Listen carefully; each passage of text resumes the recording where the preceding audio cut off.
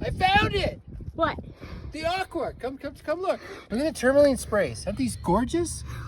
Look at the Aquamarine. Right there. Look. It's everywhere. Look, right here. Logan, look at the clarity of these. Look at how bright they are. Look. Aren't these amazing? Look. This whole crack is one side full of aquas and pegs and terms, and this whole thing is all covered in aqua pegs and terms. You ready, buddy? Give me a thumbs up.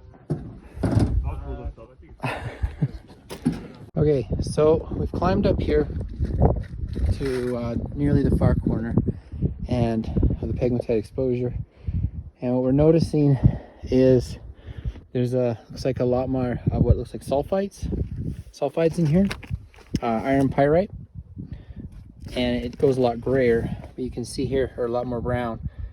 It's just flowing through it. Or maybe it's because it's the top layer, because there you've got orthoclase or microline and smoky quartz. And we're noticing that the further over you go, the more of the tourmaline and aquamarine we're finding that way. The more this way we go, it seems to change. But what I find interesting, we haven't found the exposure yet, but we're actually finding what looks like massy hessonite garnet in these alluvial boulders, huge boulders, like, you know, scattering the claim. They're all over down there. There's massive seams of it. There's some nice crystals in some of them, but I don't know where they're coming from yet, because it kind of peters out up here, which is kind of weird. So, but this outcropping here looks like this is actually another form of peg that shot up the other way. I think that's probably where a lot of these boulders here came from. And you can see it's more of a fine grain, so we're not getting the crystals off of them. But you can see here, I'll show you, this is the weird hessonite we're getting. You can see this, see the nice coloration of that. I think it'll make beautiful cabochons. But you can see there's Ben up there. So the rock is really peeling off of here onto the boulder field, and it's running down. And then you've got a pegmatite exposure down below here that's kind of shooting this way, and that's where we're getting our seams with all of our aquas in it. So it's huge formation. I wasn't expecting it to be so big, but it's just massive. So, and I have no idea what those mountains over there are made out of. We haven't made it that far, but that's where we're at. So we have hessonite garnet in these large veining. We found it. It's beautiful thick seams of it, and these weird little patterns. There's a softer rock in between that's kind of eroded out.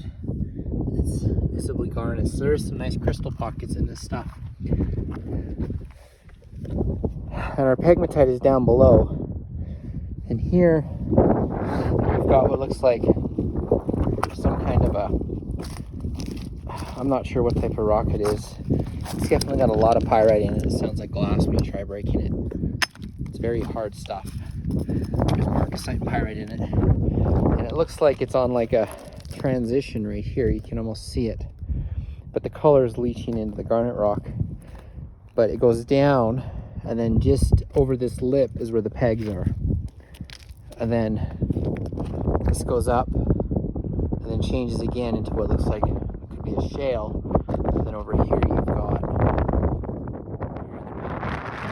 way back in there. So this, I claimed all of this, but I had no idea that it would have been this cool.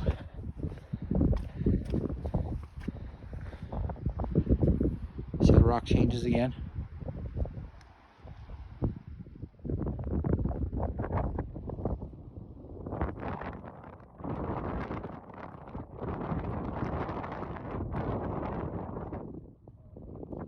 Right down there is your peg.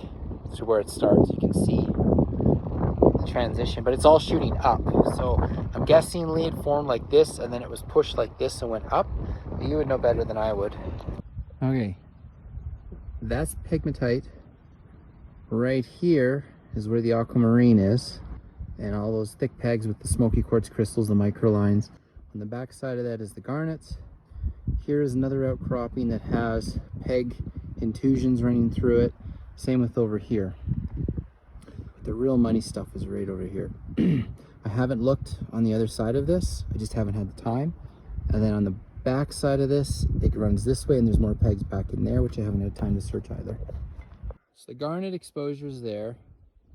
And attached to the garnet exposure, you've got a little bit of pyrite here in those seams.